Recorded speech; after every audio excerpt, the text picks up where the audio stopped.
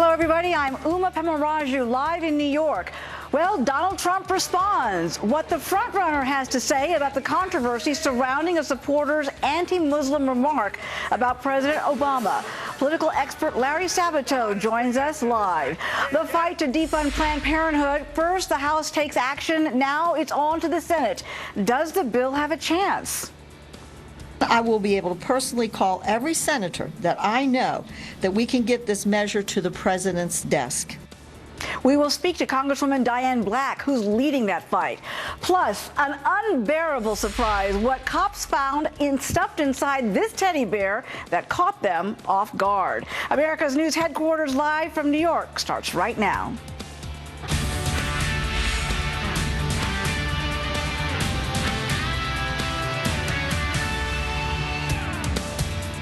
But we begin with the race for the White House. Republican hopefuls descending on the Midwest this weekend. 8 candidates, including Donald Trump, Mike Huckabee, and Senator Ted Cruz, attending the 15th annual Faith and Freedom Coalition in the all-important First Caucus state of Iowa, as they try to connect with the crucial voting bloc of evangelical voters.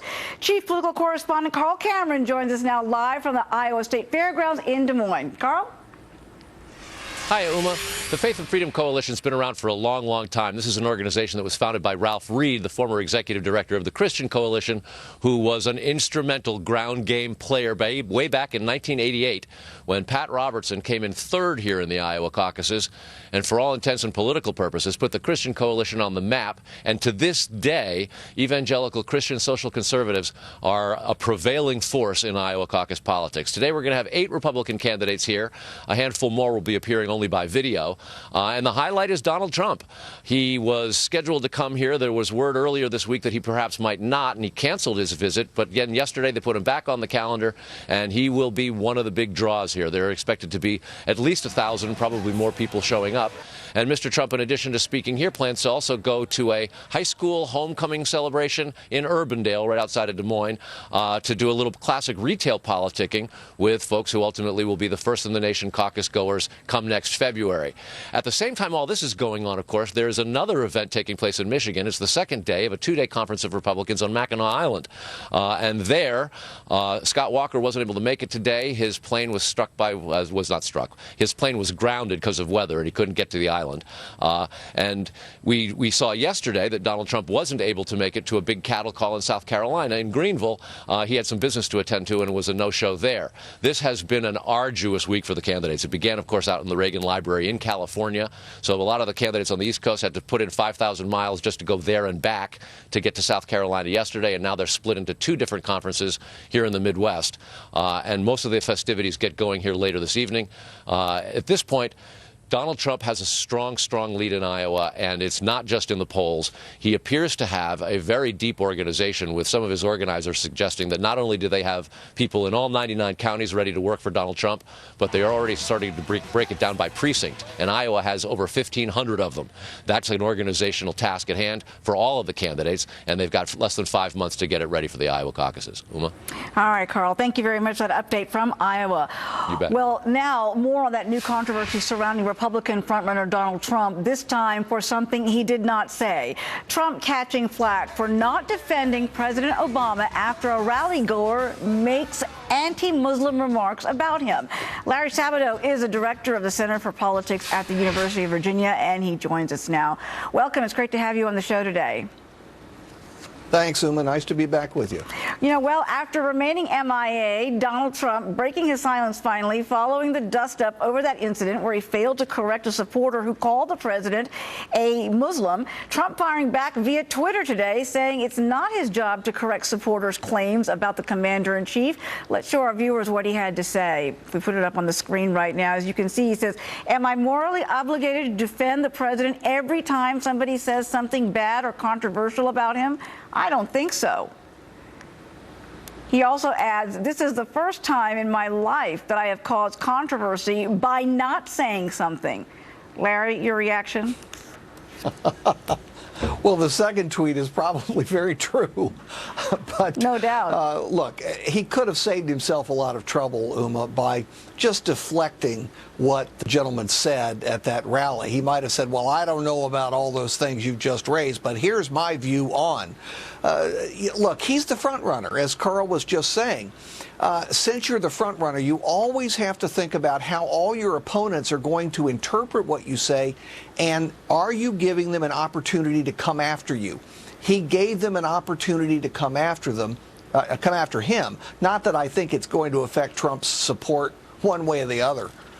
Well, you know, those GOP rivals began piling on over those anti-Muslim remarks. But honestly, by the time we're into debate number 5 or 6 and closing in on the Iowa caucuses, will this be an issue people remember that could really impact the campaign? Or is this just their cumulative effect, so to speak, of the perceived faux pas that will ultimately get people to make up their minds about whether or not to support him?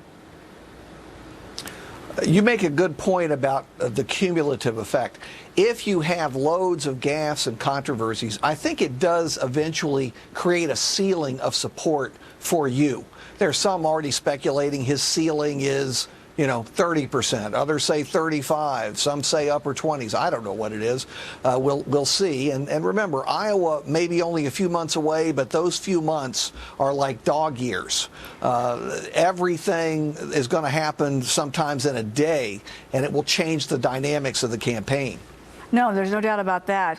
Though, back in 2008, Hillary Clinton's campaign was notably accused of insinuating that Obama was a Muslim, with Mrs. Clinton herself saying Obama wasn't a Muslim, quote, as far as I know. And now she's saying the way Trump is handling the issue is, quote, shocking but not surprising. Isn't this showcasing political hypocrisy, and aren't voters really tired of all this posturing? I always tell my students, Uma, that hypocrisy is the lifeblood of politics. And you've just cited another great example of it. You teach them well, because that is fundamental to campaigns. And what folks said years ago, it seems like they have memory lapses going forward. Yes. It's really amazing. But long term, do you think this is going to just be one of those situations where we've got another dust up and let's go on? Yes. It's a bump in the road. Here's one reason why it won't go on. There are loads of Republicans, in fact, a majority of Trump supporters and a pretty sizable minority of Republicans generally, who believe that Obama is a Muslim, which I should add is false. There's also a fifth or a quarter who believe that Obama was not born in the United States, which I need to add is also false. But the fact that they believe it means it's very difficult to use that against Trump, particularly with his own supporters. No, you make a very valid point there. So we're going to have to watch and see, as the fallout continues over this one and where it leads. But I cannot let you go without talking about the buzzing news about Vice President Biden from sources who are reportedly telling the Wall Street Journal that it's more likely than not he will be going ahead and get into the race for the Democratic nomination. All this happening, of course, at a time when we're hearing reports that Mrs. Clinton isn't playing to packed houses these days at her rallies, and Bernie Sanders drawing lots of support in both Iowa and New Hampshire. Do you think the vice president waits to decide until after Mrs. Clinton testifies about the Benghazi tragedy in Congress next month? That's October 22nd, I believe. I think that's a key date. If she doesn't do well, and if there are other developments on the email front, then that will obviously encourage Vice President Biden to get in. I would just caution people not to believe every report they read. I've come to believe that every person who has ever shaken hands with Vice President Biden is leaking to a newspaper about what he might or might not do. We'll just have to be patient. He'll tell us when he's ready. Yes, he will tell us when he's ready, and he does have time there. Always great to see you. Thank you so much for weighing in today. Thanks, Uma. Thank you so much. Well, New Hampshire Democrats holding their state convention today, and Hillary Clinton wasting no time or words in her war of words against Donald Trump. She's taking a more aggressive tone now that Bernie Sanders is giving her headaches. All this to get back some momentum for her campaign that's been losing support from some key groups. We're going to bring you more from Camp Hillary a bit later on in our show. And we invite you to make sure to catch Fox News Sunday tomorrow when Chris Wallace sits down for an exclusive interview with former Hewlett-Packard CEO Carly Fiorina. Check your listings for the times. And also tomorrow at 10 a.m. Eastern, Check out Maria Bartiromo, who will be talking to the man seen as the big winner of this week's early debate, South Carolina Senator Lindsey Graham, on Sunday Morning Futures. Stay with Fox News Channel, America's election headquarters.